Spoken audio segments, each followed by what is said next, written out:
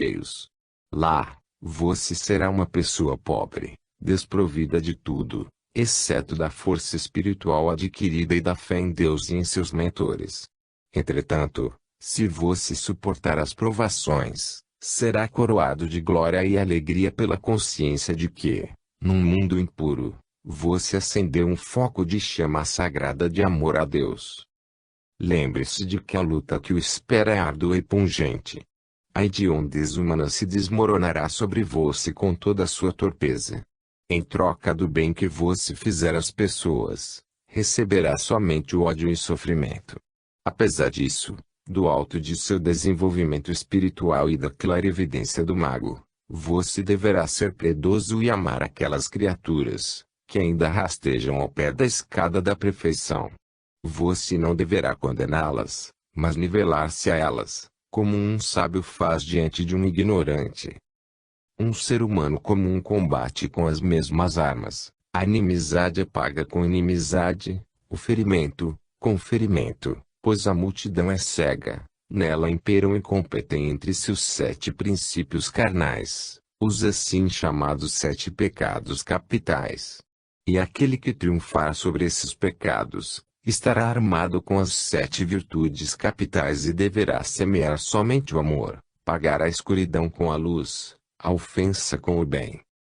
Agora, meus filhos, digam-me se vocês se sentem suficientemente fortes para iniciar as provações, dominar todas as fraquezas humanas e, voluntariamente, assumir toda a responsabilidade por essa difícil, mas gloriosa missão, com todos os seus imprevistos e dificuldades.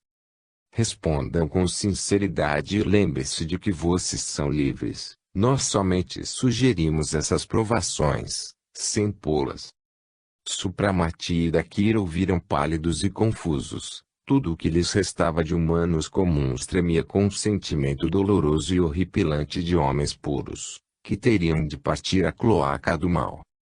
Quase que involuntariamente, Supramati fitou vagamente o Hierofante, cuja roupa alva parecia coberta com um pó de diamante e, por debaixo da clafta, irradiavam-se raios de luz, símbolos da vitória no campo do combate espiritual. Os grandes e radiantes olhos do sábio olhavam-no penetrantes e severos. E ele sentiu, instintivamente, que chegara o importante momento de sua vida antes de seu último passo que o elevaria acima de um si comum, que o libertaria da escravidão da carne para torná-lo mestre da luz e um ser realmente superior. Subitamente uma grande claridade envolveu sua cabeça, um raio de fé e de força de vontade brilhou em seus olhos e, estendendo as mãos ao Hierofante, ele exclamou: Discípulo será digno de seus caros mestres. É com alegria e confiança que eu aceito essas provações, pois para o espírito, liberto da ignorância e do fardo do corpo, não poderá haver nenhum obstáculo. Já não terei eu vencido a matéria, apagado as paixões e derrotado o dragão da dúvida. Poderei eu depois de tudo isso temer descer a escada, quando, graças aos seus ensinamentos e apoio, subi vários degraus? Ordene mestre, quando deverei iniciar as minhas provações? E você, Dakir? Perguntou o Hierofante, sorrindo bondosamente. Mestre, o meu espírito faz coro a cada palavra de Supramati. Assim como ele estou pronto para as provações e espero não fraquejar, cumprindo a tarefa sagrada me incumbida pelos dirigentes, e propagar a magnificência do Criador. Nesse instante a sala encheu-se de uma névoa, uma música suave como o canto das esferas, propagou-se no ar em poderosas ondas, e, junto à poltrona do Hierofante, surgiu a figura alta de Eblamar, seu rosto irradiava alegria. Deixem-me abraçá-los e abençoá-los, filhos queridos de minha alma. A resposta de vocês é uma certeza de nova vitória, exclamou, estendendo as mãos sobre eles. Uma corrente de luz dourada envolveu seus discípulos amados e sobre suas cabeças começou a irradiar uma cruz radiante, diamantina, enquanto Supramati e Dakir caíram de joelhos, como simples mortais diante de seu iniciador. Ao se levantarem, foram cercados por hierofantes. Em amistosa conversa, o hierofante supremo informou-lhes que eles deveriam preparar-se para as provações com um regime especial, porque dentro de 3 semanas seriam levados à gruta de Hermes. Vosse Supramati, irá primeiro. Os iniciados de lá, membros de Irmandade Secreta, irão recepcioná-lo e dirigir os seus primeiros passos. Daqui partirá no dia seguinte, acrescentou Ebramar. Na noite do mesmo dia, Ebramar e Siddhartha acomodaram-nos numa gruta isolada, passando com eles longas horas, dando instruções especiais, esclarecendo-lhes as dúvidas e preparando-os para a importante missão. Além disso, foram-lhes ministrados os fundamentos da língua do país onde eles agiriam. Eles alimentaram-se com uma substância especial, muito aromática, parecida com mel, e bebiam um líquido azulado e fosforescente, que os transportava ao estado de êxtase. Ao término da preparação, à gruta vieram Ebramar e o Hierofante Supremo, acompanhados de 6 outros sábios. Todos usavam vestimentas sagradas, portando no peito as insígnias que denotavam suas ascendências. Atrás dos magos vinham os adeptos, carregando em pratos de ouro diversos trajes, seguidos por cantores com harpas na mão. Supramati percebeu que havia chegado o momento decisivo e levantou-se prontamente. Os adeptos rodearam-no e o vestiram numa malha, parecida com a de seda, mas fina como teia de aranha. Por fim colocaram uma túnica branca e curta com cinto vermelho.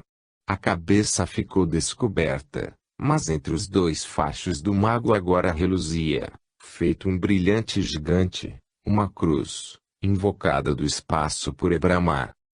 Ebramar e o Hierofante postaram-se nos 2 lados de Supramati e saíram da gruta, na entrada da qual os aguardava uma numerosa multidão. O cortejo perfilou-se à frente dos hierofantes. 4 adeptos carregavam uma espécie de lume, onde ardiam crepitando ervas e substâncias que difundiam um aroma surpreendentemente vivificante. Atrás seguiam os sacerdotes, entoando cânticos e cobrindo o caminho dos magos com pétalas de flores. O cortejo parou junto à gruta sagrada de Osíris. Os que carregavam o lume retiraram-se, colocando-o sobre a cuba de mármore no meio da gruta. No local permaneceram apenas os hierofantes e Supramati, que carregava a cruz dos magos. Seu rosto belo e extasiado denotava concentração. Diante do lume erguia-se uma mesa do altar e nela resplandecia o cálice da Irmandade do Graal, encimado por uma cruz. O altar era rodeado por cavaleiros em suas armaduras prateadas, entre eles estava Dakir. Supramati ajoelhou-se nos degraus do altar, sendo seguido por todos os presentes. Fez-se um silêncio solene, apenas quebrado por um canto baixo e suave que vinha de fora. O superior da Irmandade do Graal pegou o cálice com as essências fumegantes da vida e da luz e passou a Supramati. E quando este tomou do cálice, o superior pôs as mãos sobre a cabeça do missionário e fez uma oração. Em seguida aproximou-se Ebramar, e retirando do altar um instrumento estranho, entregou a Supramati. Era algo parecido com uma harpa, só que de suas cordas vertiam cores do arco-íris. Leve com você este instrumento de consolo e de apoio. A harmonia divina que você extrair dele o erguerá acima dos infortúnios cotidianos, disse Ebramar, beijando Supramati. Tomado por alegria, Supramati, agradecido, pegou o instrumento e beijou em despedida os presentes. A última e mais longa despedida foi com Dakir. Em seguida, em companhia apenas dos hierofantes e de Ebramar, ele desapareceu atrás de uma pesada cortina metálica que ocultava a gruta de Hermes. Ali reinava uma escuridão azulada com redemoinhos de nuvens prateadas.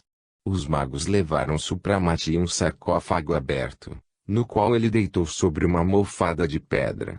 Seus dedos dedilharam as cordas da harpa e soou uma magnífica melodia, estranha e poderosa. Toda a beleza do espírito do grande artista vertia-se em sons por ele criados, que se extinguiam pouco a pouco. Ebramar e os hierofantes prostraram-se genuflexos elevando as mãos, enquanto que em cima iam se juntando nuvens, salpicadas por faíscas cintilantes. Formas com contornos indefinidos, como se urdidas de fogo branco, envolveram o sarcófago em que o mago jazia imóvel, submerso em sono mágico. Uma espécie de trovoada rolou remotamente, depois uma rajada brusca de nuvens e, no meio delas, ergueu-se uma coluna de fogo cintilante. Instantaneamente, a massa de nuvens alçou-se para as alturas e dissipou-se na escuridão, seguindo-se um silêncio. O sarcófago estava vazio, somente em seu fundo ficaram espalhadas algumas flores brancas, exalando um forte aroma. Os raios avermelhados do sol iluminavam um quadro estranho e selvagem, um local desértico, cheio de altas e escarpadas montanhas azuladas, apenas cobertas aqui e ali por ralos arbustos cinzentos. Entre as pontiagudas escarpas e precipícios serpenteava uma estreita vereda, pela qual caminhavam duas pessoas em capas escuras. Pela aparência, via-se que eles pertenciam a raças diferentes. Um muito alto, magro, mas de complexão robusta, com feição angulosa e imberbe. Seus olhos eram de cor indefinida e o rosto de uma lividez surpreendente, como se em suas veias corresse sangue da cor branca e não vermelha. Ágil e decididamente ele subia pelo caminho abrupto de pedras, o que denotava sua jovialidade. Seu acompanhante era um jovem de uns 30 anos de idade, esbelto e ágil, grandes olhos claros, rosto de boa aparência, como se de uma pessoa terrena, e densos cabelos escuros saindo do capuz abaixado. Falava num linguajar estranho, a língua interplanetária, sagrada para todos os iniciados de grau superior. Irmão Supramati, você dominou bastante bem a nossa língua local para dar início à sua missão. A gruta para onde eu estou levando é bem apropriada para sua primeira aparição. Lá foi o último santuário à divindade existente em nosso maléfico mundo. O caminho nessa parte do local ia se curvando. O acompanhante e Supramati contornaram alguns rochedos e adentraram uma fenda estreita que depois se alargou e deu lugar a uma ampla galeria subterrânea, que através de numerosas curvas sinuosas descia do alto. Por fim, eles vieram parar numa ampla caverna. Num dos lados da mesma havia uma saída que dava para uma larga plataforma. Aparentemente, este local antigamente servia de capela, a julgar pelo fato de que no fundo, na altura de 2 degraus, via-se um altar de pedra, de um azul de safira, encimado por uma cruz. Sobre o altar havia um grande cálice metálico com gravação de símbolos do zodíaco e 2 trípodes com ervas. Numa pequena gruta anexa achavam-se um leito, uma mesa e um banco, feitos de madeira. Do interior da parede, junto à mesa, jorrava uma nascente de água pura e cristalina, que, borbulhando, caía num reservatório oval bastante profundo. O acompanhante de Supramati levou-o à esplanada sobre um grande precipício, no fundo do qual retumbava e espumava um rio agitado. A margem oposta do precipício era bem mais baixa e mais adiante descia íngreme para uma imensa planície, onde pastava gado. Bem ao longe, desenhavam-se vagamente prédios altos e construções maciças de uma grande cidade. Você está vendo, irmão, a nossa capital, disse o hierofante deste outro planeta, retornando à caverna. Permita-me abençoá-lo e invocar a benção do Ser Supremo, aos pés do qual você quer devolver seus filhos pródigos. Ele abriu os braços e imediatamente sobre a sua cabeça surgiram 5 fachos de luz ofuscante e seu peito resplandeceu em luzes multicoloridas. De suas mãos caíram feixes de fagulhas sobre Supramati genuflexo. Em seguida, formou-se um redemoinho de névoa azulada, e, quando Supramati se levantou, o hierofante já não mais estava lá. Ficando a sós, ele tirou debaixo da capa a harpa de cristal e colocando-a sobre o banco, junto à sacola de couro que trouxera consigo, foi orar diante do altar. À medida que realizava suas preces, sobre o altar acenderam-se duas pequenas trípodes. Depois surgiu uma chama dourada, iluminando o líquido purpúreo que o preencheu. Quando Supramati terminou as preces, a noite já havia descido sobre a terra. Ele saiu para a rampa diante da caverna e sentou sobre uma grande pedra, olhando pensativo o céu cor de cobre, semeado de estrelas que brilhavam como diamantes róseos. A saudade do mundo distante, sua pátria, apertou-lhe o coração e, naquele instante, a tarefa assumida pareceu-lhe pesada e improdutiva. Mas essa fraqueza foi fugaz e ele venceu-a com o esforço da vontade. Este planeta, como outro qualquer, era a morada na casa do Pai Celestial, cujo amor se estende igualmente a todas as suas criaturas. Aqui, como na Terra, ele está trabalhando para a glória do Criador e deve cumprir isso com alegria. Nos vales que Supramati via do alto do seu abrigo, havia naquele dia uma grande agitação. Ali pastavam grandes rebanhos pertencentes a cidadãos ricos. E eis que diversos pastores, que tomavam conta do gado, gente alta e forte, começaram a juntar-se em grupos ou correr confusos, apontando para cima do precipício. Todos viram quando o céu iluminou-se de repente por um grande clarão e uma esfera de fogo, coroada por um estranho sinal, pareceu elevar-se por trás dos picos das montanhas ao mesmo tempo em que ao longe se ouvia o ribombar do trovão e, à noite, sob a esplanada pairava um círculo de fogo resplandecente. O que poderia significar aqueles estranhos fenômenos, e ainda mais junto ao abismo, lugar tenebroso, amaldiçoado, que todos evitavam. No distante e montanhoso vale, protegido de todos os lados por rochas e precipícios, com acesso somente através de passagens subterrâneas, os iniciados construíram seu refúgio. Lá estavam os palácios dos sábios, templos e bibliotecas secretas, onde eram guardados os tesouros da ciência e os arquivos do planeta. Entre os habitantes corria lenda sobre uma comunidade de homens misteriosos que se escondia nas montanhas, possuíam grande poder e permaneciam fiéis ao Deus rejeitado. Mas ninguém jamais os havia visto e esta tradição permanecia principalmente entre a classe trabalhadora. Já a aristocracia, o meio científico e toda a inteligência do planeta, não se dando ao trabalho de verificar a verdade, eles riam de todos aqueles contos da carochinha. Foi nesse abrigo dos Hierofantes que Supramati acordou do seu sono mágico e foi cercado de cuidados e amor. Assim, ele passou as primeiras semanas no novo e desconhecido mundo, submetendo-se a uma dieta especial para adaptar seu organismo às condições estranhas, inclusive atmosféricas. Ao mesmo tempo ele se aperfeiçoava no conhecimento da língua local, estudava concomitantemente a história, geografia e situação política desta pequena terra, que pela sua dimensão se assemelhava aproximadamente à Lua. Ele soube que no planeta habitavam somente duas raças, os Marautas, população operária, povo de estatura alta, forte e ativo, mas pouco desenvolvido intelectualmente e totalmente escravizadas pelos Rudraços, povo aristocrático e intelectualmente desenvolvido de cujo meio emergiam cientistas, artistas, burocratas e todo tipo de inteligência. Esta raça dominante era fraca e frágil, sujeita a certas enfermidades neurocerebrais, paralisias sem causa aparente, demência repentina, cegueira e outros males. Um monarca vitalício reinava no planeta. Entretanto, os Marautas eram governados pelo vice-rei, seu preposto.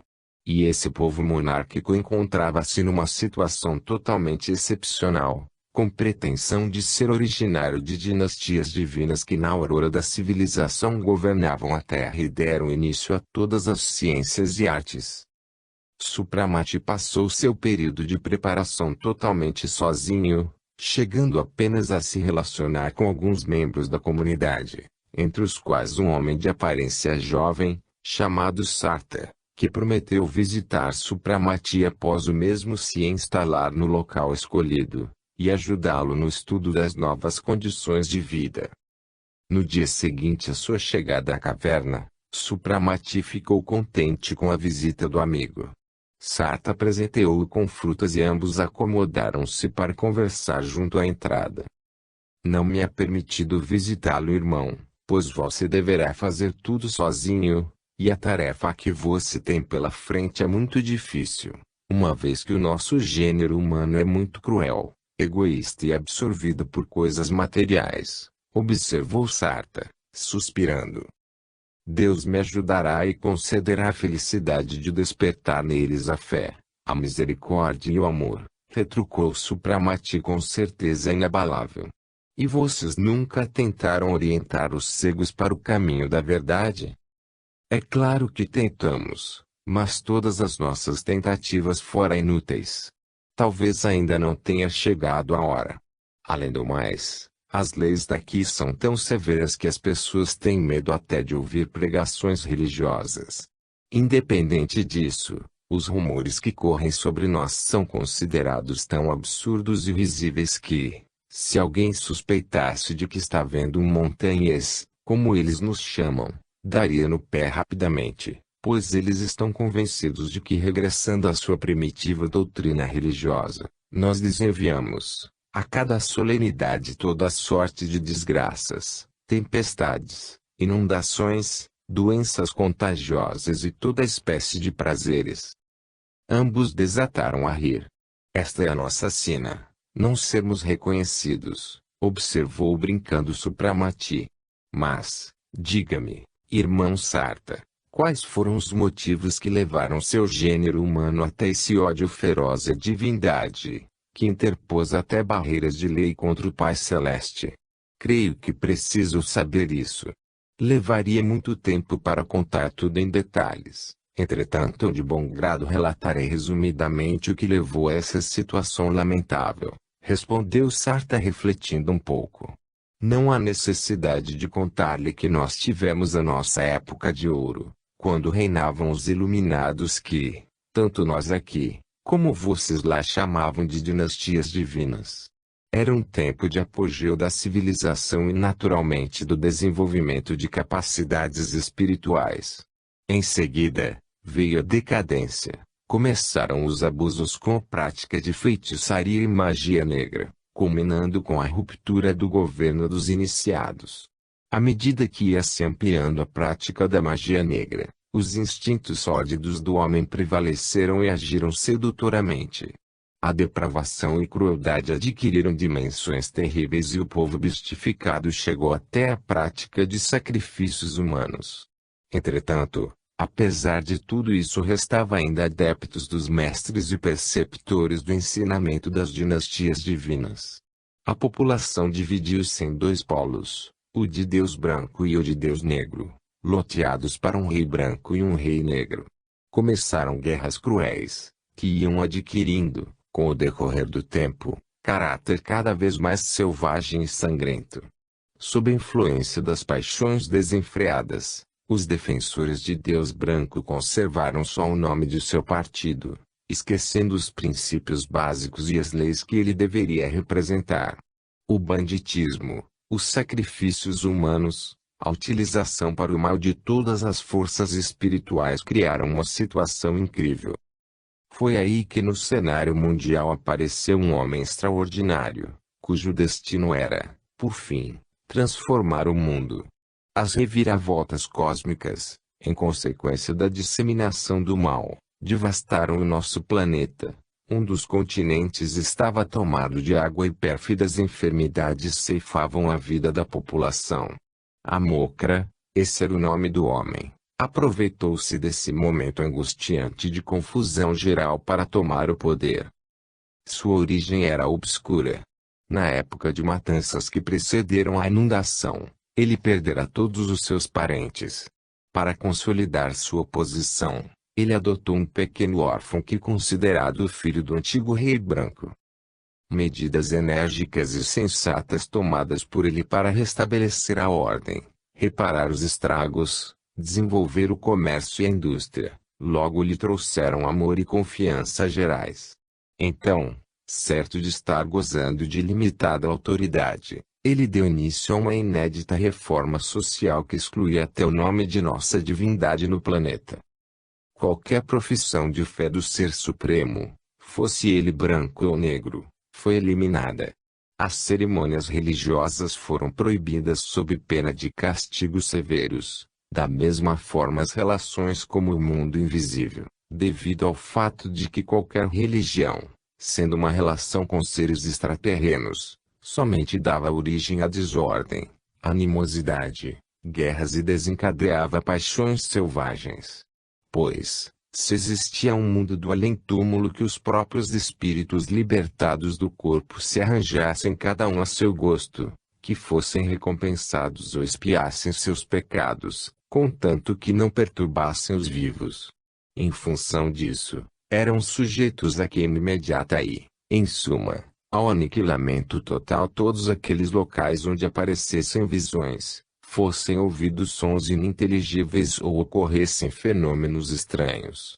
No que se refere à magia branca ou negra, os culpados eram castigados com a pena de morte. E assim nós vamos vivendo, há cerca de 1000 anos, segundo esse belo programa, deliciando-nos com a surpreendente civilização, impossível de ser imaginada. É verdade, as artes e a indústria alcançaram um alto nível, mas, por outro lado, não menos floresceu o egoísmo, a crueldade e a injustiça. O princípio básico de nossa cultura é o utilitarismo. Qualquer um tem o direito de defender seus interesses, ainda que inescrupulosamente, enquanto que os crimes contra os interesses estatais são punidos severamente. Existem leis positivas terríveis, mas em geral, o conceito de justiça foi totalmente atrofiado. Sarta calou-se, suspirando pesadamente e, no olhar enérgico de Supramati, continua brilhando a mesma fé e esperança. Numa conversa posterior, Sarta propôs a seu novo amigo ir incógnito à cidade para familiarizá-lo com o local de sua futura atividade. Supramati aceitou agradecido o convite. Algumas horas depois, eles saíram da caverna vestidos modestamente em trajes usados pela população e se dirigiram à cidade. O caminho era bem conservado, os campos excelentemente trabalhados, surpreendendo com a variedade de plantações. A vegetação, em suma, era exuberante e Supramati interessou-se pelas explicações de Sarta sobre as diferentes árvores frutíferas que cresciam pelo caminho. A mais incrível que ele achou era uma árvore com frutos grandes parecidos com pepinos terrenos, porém brilhantes, como se fossem cobertos por esmalte. Esta vendo, Supramati, esta árvore com tronco grosso, verde embaixo e escuro em cima. No outono, quando os frutos amadurecerem, todo o tronco ficará seco e oco por dentro. Ao colherem seus frutos, todo o tronco é coberto por uma massa resinosa, substituída 2 semanas depois e deixada desse jeito para o inverno. Na primavera, a árvore começa a cobrir-se de folhas e flores, como se não tivesse morrido. Em todo lugar a natureza nos aponta um exemplo de ressurreição, observou Supramati sorrindo. Eu ainda não lhe disse que desta árvore original é produzido um excelente licor, o qual, quanto mais velho fica-se, torna-se mais forte, acrescentou Sarta. A capital verificou-se ser uma cidade enorme, dividida em 2 partes totalmente diferentes. Uma, a parte maior, pertencia aos marautas.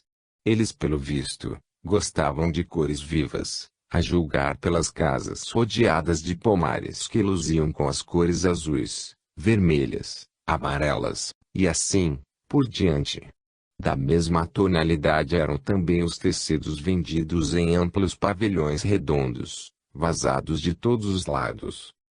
Havia também teatros, pois os marautas gostavam de diversão não menos que de trajes e enfeites, enquanto que os rudraços, que usavam os marautas como seus criados e que tinham neles excelentes compradores, protegiam-nos e organizavam todo tipo de diversão possível. E pelo fato de que as classes operárias se acostumaram a obter tudo dos rudraços, de cujo meio, exclusivamente, Saiam cientistas, médicos, artistas, músicos e artífices de tudo que é requintado. Os marautas veneravam-nos e até os temiam, considerando uma grande honra servi-los.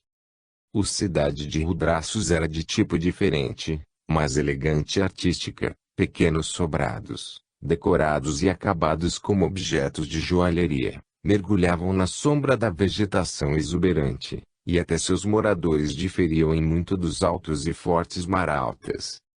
Os Rudraços, ao contrário, eram de estatura baixa, frágeis de traços finos, feições intelectuais, mas seus olhos escondiam algo cruel e diabólico, o que fazia com que eles não parecessem simpáticos.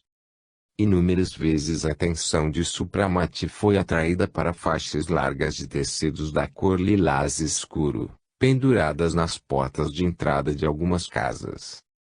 Diga-me, irmão, o que significam estas faixas de tecidos? Todas estão marcadas por um símbolo vermelho, e acham-se tanto nas casas dos marautas como nas dos Rudraços, e, o que é mais estranho, nas moradias que pertencem, pelo visto, às pessoas de diferentes posições sociais. No rosto de Sarta, apareceu uma expressão de descontentamento e sorriso amargo. Aquelas faixas, caro Supramati, é um símbolo da vergonha para nosso mundo e significam que no meio dos habitantes desta ou daquela casa há um doente desenganado ou aleijado condenado à morte, ou melhor, fadado aos espancamentos com base numa lei vergonhosa. Supramati continuou sem entender e olhou interrogativamente para Sarta. O que significa isso? Aqui os doentes são assassinados? Com que direito e como uma família pode concordar com tal crueldade inaudita? Sarta pôs-se a rir. Com que direito?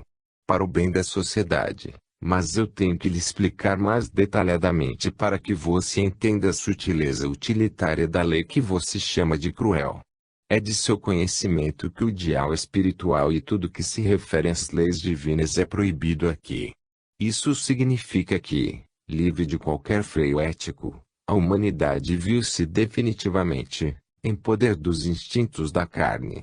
A moral está mais do que fraca e, sob o ponto de vista, por exemplo, poder-se-ia dizer que ela simplesmente não existe. Ao contrário, vicejam em profusão todos os gêneros de vícios e paixões vergonhosas, e o povo, principalmente os Rudraços, devido ao fato de serem mais fracos fisicamente, tornou-se suscetível a diferentes tipos de enfermidades, tais como demência repentina, paralisia, convulsões, que deformam totalmente os membros, chagas, semelhantes à nossa lepra, e finalmente, a perda da visão para sempre.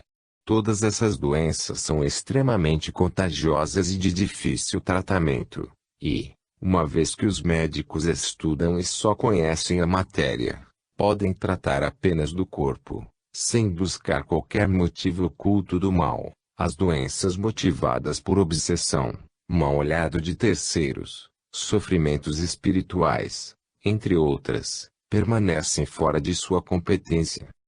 Além do mais, a criminalidade, os vícios e a depravação atraem os espíritos malignos e seu número cresce a cada dia que passa. E visto que a humanidade cega está desprovida de defesa contra as terríveis forças ocultas, as devastações por elas causadas aumentam mais e mais. Pois tudo que mantém e purifica, a prece, a fé em Deus, a invocação das forças do bem, é proibido e até perdeu o seu significado. Devido ao fato de que todo o nosso sistema governamental é baseado exclusivamente no utilitarismo, só tem direito à vida aquele que tiver alguma utilidade que puder servir para seu próprio prazer ou prazer de um estranho. Desta forma fica claro que os dementes incuráveis, os cegos, os portadores de câncer, os filhos retardados, ou seja, os seres que não poderão ter alguma utilidade para o governo, representam apenas focos de contágio e um fardo incômodo para a família, pois exigem, ao mesmo tempo, gastos desnecessários, atrapalhando as pessoas de gozarem a vida e tratarem de seus afazeres. Entretanto, apesar da bestificação da população, a faísca divina oculta nas profundezas do ser humano não raro provoca um apego aos doentes desditosos e uma amargura ao conscientizar-se de que a sua eliminação é necessária. Em função de numerosos e fortes protestos, a legislação, por fim, foi atenuada no sentido de que, para o tratamento de doentes, foi estabelecido um prazo fixo com uma ressalva: se ao término desse prazo as esperanças de cura não se concretizarem, esse ser prejudicial e inútil deve ser eliminado. Ó, Deus Todo-Poderoso! E como eles são mortos? Perguntou Supramati, pálido de horror. Bem, não há por que fazer cerimônia. Mensalmente, num dia marcado, um funcionário do governo passa em todas as casas com doentes e verifica a duração da enfermidade baseada na determinação médica. Se o prazo estiver vencido, então se marca o dia da pena de morte. Saindo da casa, ele pendura uma faixa de tecido em sinal da certificação de que ali se encontra um dos sentenciados. Todos os condenados do mês corrente são executados num mesmo dia. Ao alvorecer, eles são levados juntos ao abismo, sob o qual se encontra o seu abrigo, e lá o mesmo funcionário em companhia de alguns subalternos lê uma ata explicando os motivos da execução capital, relacionando as pessoas inúteis, acompanhadas por seus parentes próximos.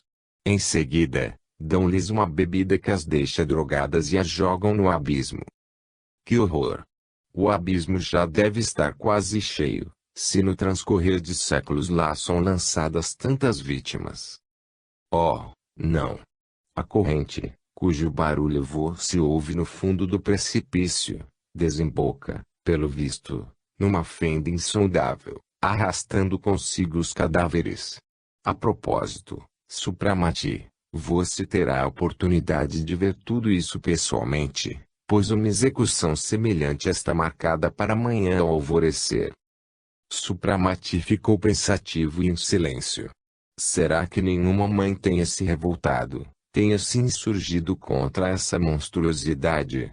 Perguntou ele finalmente. O que se pode fazer? Todos estão submetidos à lei e devem obedecer a ela, inclusive o próprio rei. Ocorrem, é claro, gemidos e lágrimas, mas ninguém se atreve a opor uma resistência aberta.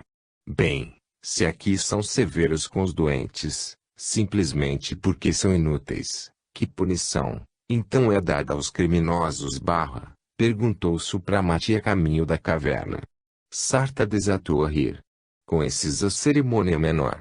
Os culpados de crime do Estado, em assassinatos de pessoas úteis, roubam de dinheiro destinado a causas sociais, e assim por diante, são enforcados como base na sentença sumária. No que se refere aos vagabundos, vigaristas e pedintes e às pessoas em geral que saíram do convívio da sociedade e não trabalham, querendo viver à custa dos outros, esses são levados a locais inóspitos e depois, ainda que para isso não haja propriamente uma ordem de execução, caso isso aconteça, o assassino normalmente não é procurado e desta forma, não fica sujeito ao castigo. Que estado lamentável de coisas, observou com tristeza Supramati. Pedirei a Deus que Ele me apoie para que eu possa dissipar a escuridão e orientar para o caminho da perfeição essas almas perdidas. Capítulo 4. Supramati passou a noite inteira orando fervorosamente só ao alvorecer, quando ao longe se ouviram passos, gemidos e choro da multidão chegando, ele levantou-se dos degraus do altar e olhou para fora. Do lado da cidade, pelo caminho em direção ao abismo, arrastava-se uma numerosa procissão, à frente da qual uma pessoa levava, como se fosse um estandarte, uma faixa de tecido lilás escuro, que Supramati já tivera a oportunidade de ver nas portas das casas. Atrás, seguia um grupo de funcionários e, por fim, numa fileira sem fim, em carroças ou em macas iam os condenados, rodeados por familiares chorosos.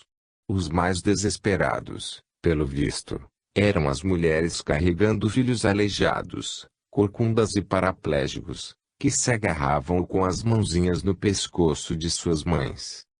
Ao chegar à beira do abismo, a procissão macabra parou e se perfilou em um grande semicírculo, no meio do qual se postaram os funcionários com capacetes dourados, adornados com uma ave de asas abertas, símbolo da liberdade incondicional, e o secretário, segurando o livro de registros da cidade, do qual ele iria arriscar os nomes dos infelizes à medida que eles iam desaparecendo no abismo.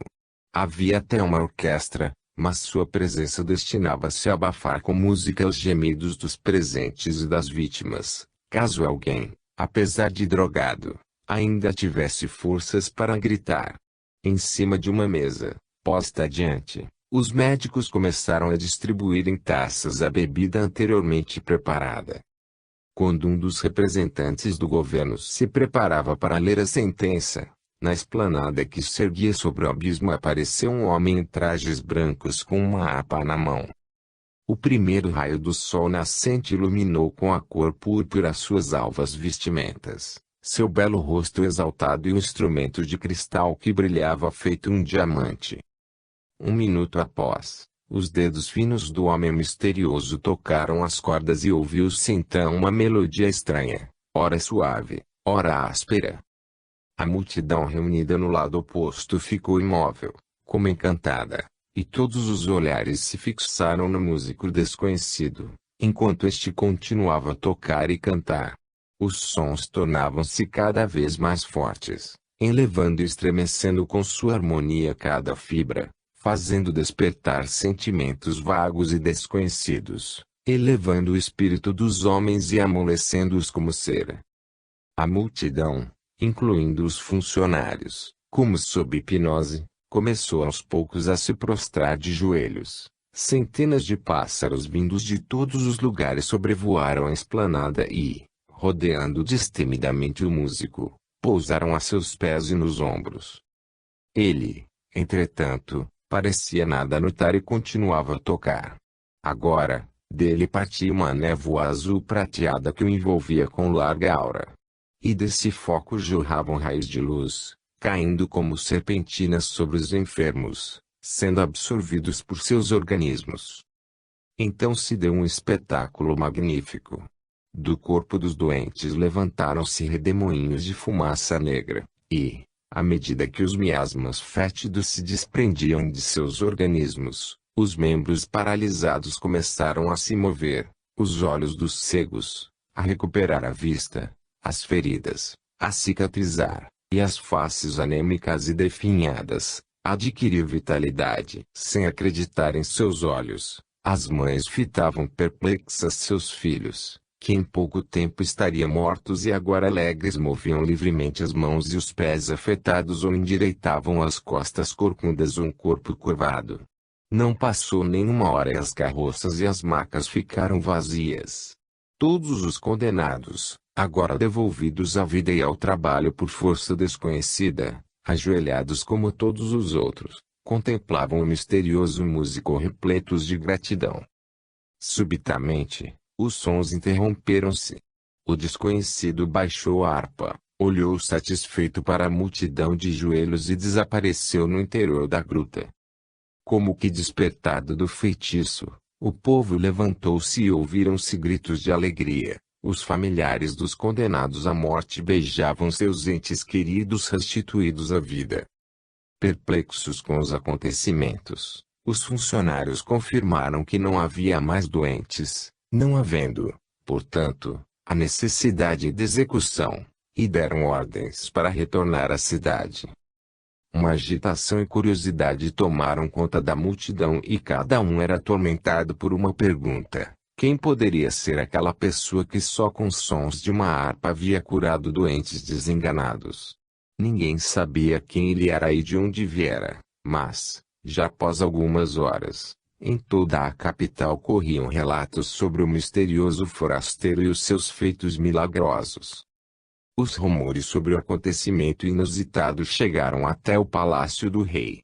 No início ele não quis dar ouvidos a ninguém, mas, Quando um dos funcionários que estivera presente no local lhe confirmou o fato, o rei expressou a vontade de ver alguns dos ex-doentes conhecidos.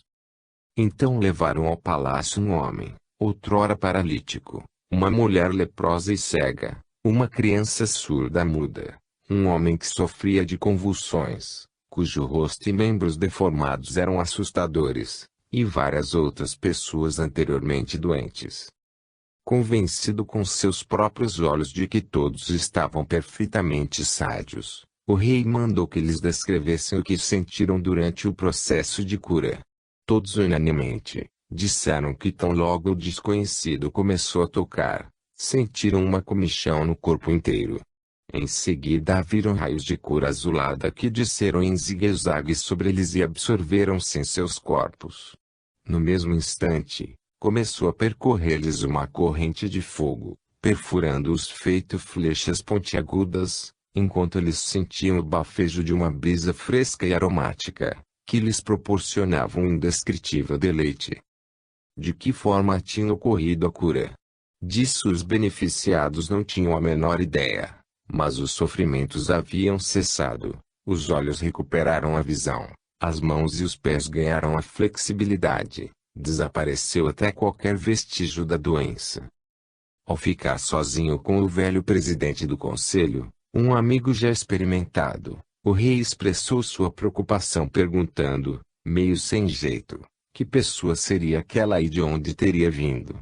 Que objetivos, enfim, ele perseguia e o que, em suma, eles deveriam pensar sobre toda aquela história. O provecto ancião refletiu e depois disse meio inseguro, eu espero majestade que por força de tais circunstâncias excepcionais me permitirá desta vez expressar algumas questões proibitivas. Sem dúvida. Estamos a sós e eu lhe permito falar abertamente de tudo, respondeu o rei.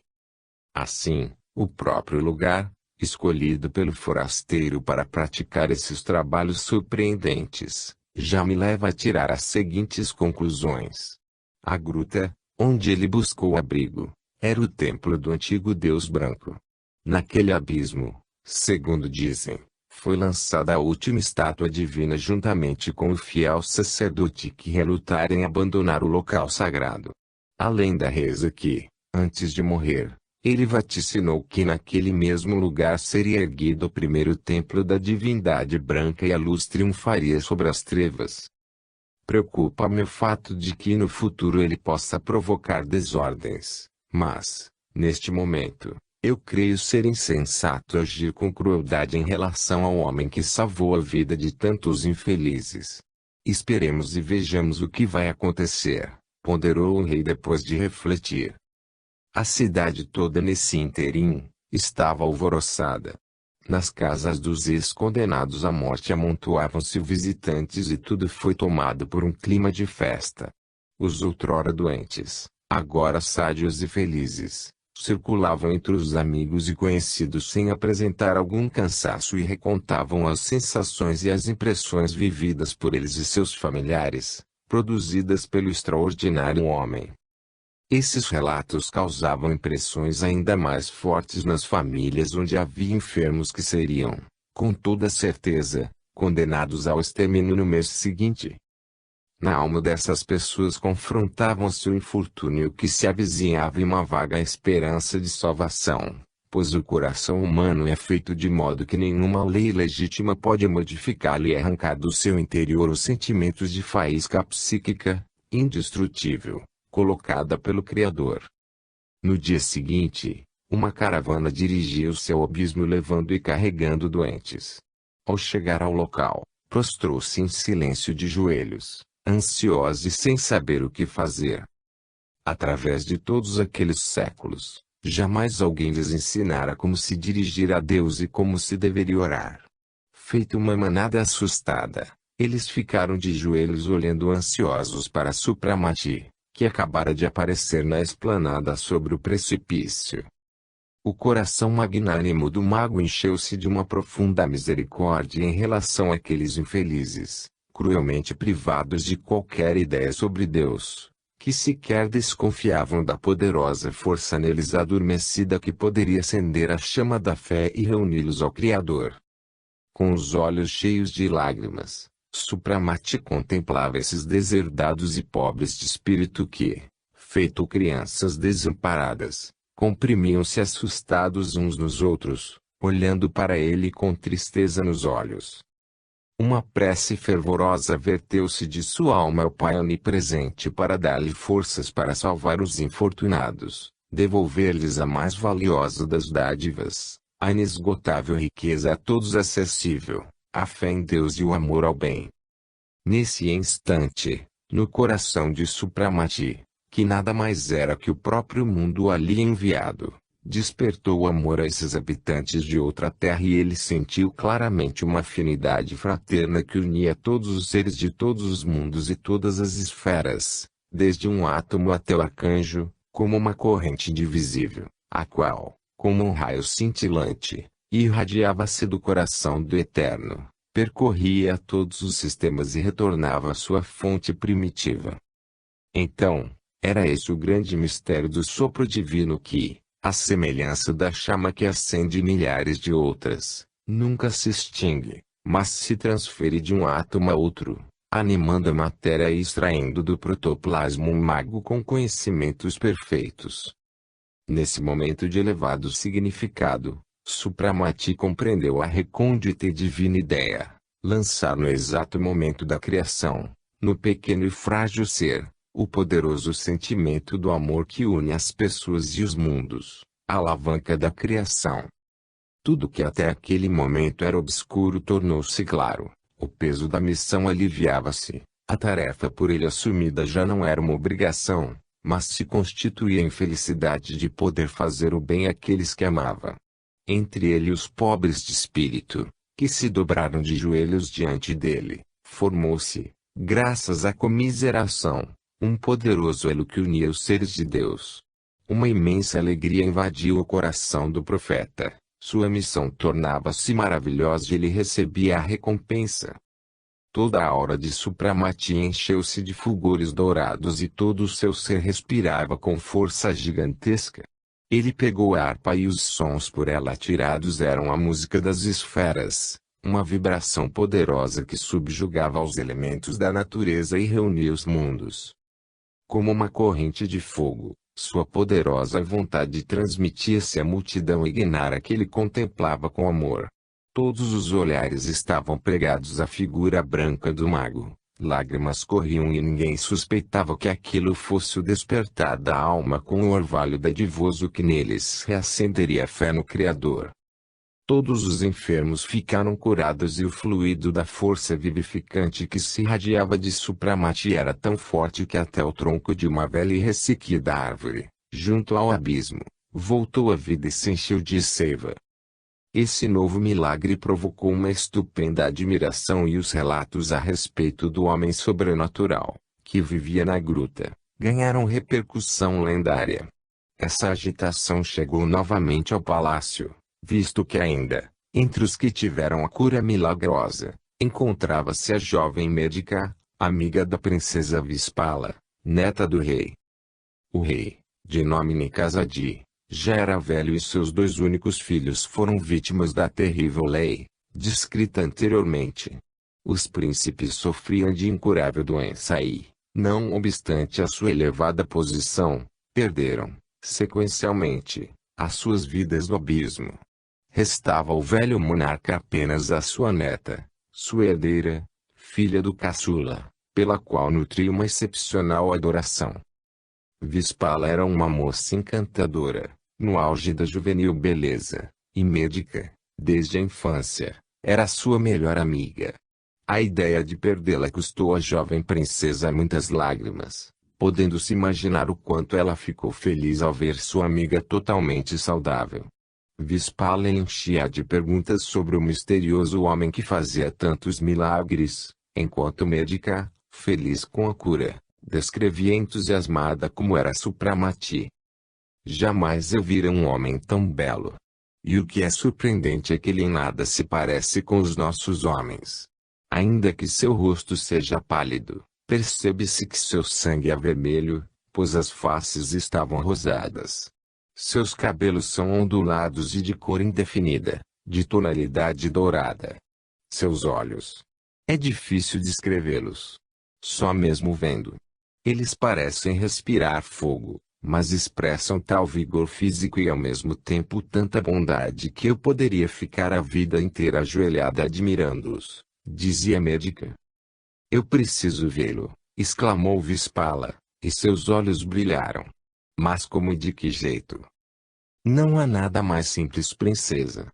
Todos os dias, diante da escarpa onde se processam as curas se amontoam o povo. Ele fica bem à beira da esplanada com a harpa nas mãos e pode ser visto sem problemas. Enquanto que à noite, contou-me a tia, uma luz azulada envolve a gruta e a esplanada, e ele fica tocando e cantando fora.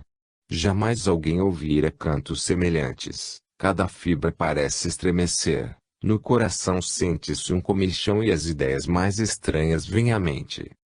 Até os animais parecem ficar enfeitiçados por ele. Os pássaros, por exemplo, pousam nos ombros, nos joelhos e diante dos pés desse estranho homem. Simplesmente não dá para acreditar. Dias após, Vispala com sua amiga conseguiram chegar a altas horas da noite ao abismo, onde já havia uma multidão de pessoas, entre as quais elas se misturaram. De fato, uma luz estranha, azul prateada, envolvia com um amplo espectro o abrigo do mago. A esplanada estava vazia, mas nuvens de pássaros pontilhavam o solo e as saliências das escarpas. Logo depois, apareceu Supramati, sentando-se numa grande pedra que lhe servia de banco e começou a cantar. Em meio ao crepúsculo misterioso, sua esbelta figura branca, seu belo rosto expressando inspiração, as inusitadas e desconhecidas melodias que partiam de seus dedos finos. Sua pulsante e aveludada voz provocavam um profundo arrebatamento. Muda, como se estivesse enfeitiçada, Vispala olhava para ele. Todo o seu ser tremia com uma sensação desconhecida e ela só conseguiu voltar para casa depois que ele voltou à gruta. A fama de Supramati correu com rapidez inacreditável. O povo vinha de todos os cantos para dar uma olhada no misterioso desconhecido. Tratar da saúde e ouvir seus cantos maravilhosos. Sem ter mais forças para vencer a curiosidade, o velho rei decidiu ir à gruta e interrogar o forasteiro enigmático, dotado do incrível dom da cura. Os caminhos subterrâneos à esplanada não eram conhecidos ao rei, mas, na parte externa, ainda se conservava uma escada esculpida na escarpa, que nos velhos tempos levava à capela, sendo que esse caminho, apesar de estar danificado, ainda servia para passar. A muito custo o rei conseguiu subir e, muito acabrunhado e agitado, parou em frente da entrada da gruta. Tudo no interior estava inundado por uma luz azul clara, como já haviam lhe contado, e saturado por um aroma suave. No fundo, sobre a mesa do altar, fulgurava em volta por feixes de raios, o cálice dos cavaleiros do grau encimado pela cruz. Sobre o banco de pedra estava sentado o próprio homem misterioso, que já enxugara tantas lágrimas e minorara tantos sofrimentos dos outros, lendo rolos de pergaminho. Ávido de curiosidade, o rei examinou perscrutadoramente Supramati, que se levantou com a sua chegada. Perplexo com a beleza de Supramati, o monarca compreendeu, assim que o viu, que diante dele estava um homem diferente, de raça desconhecida. Após alguns instantes de exames mútuos, eles trocaram as reverências. Quem é você, forasteiro? De onde veio? Pois você não se parece com gente de nossa terra. E onde adquiriu essa força de arrancar a morte dos seres condenados pela ciência? Perguntou-me Khazad. Sou um enviado de nosso Criador. Vim trazer a luz para as trevas e lembrar a gente dessa terra a sua origem divina. Chegou a hora de restabelecer o contato do Criador com a sua criação. Já faz muito tempo que seu gênero humano perdeu o apoio da fé. Vim falar aos corações dos homens e interpretar-lhes a infinita bondade do seu Pai Celeste. Eu lhes preservo a vida e recupero a saúde para que eles glorifiquem o nome de Deus e deem graças ao Senhor. Desgraçado, bradou o rei, pondo-se de pé bruscamente. As suas intenções já condenam você à morte. Será que desconhece que a nossa terra rompeu voluntariamente qualquer relação com o céu? Qualquer enviado daquele que você chama de Deus será rejeitado aqui, além do que uma lei implacável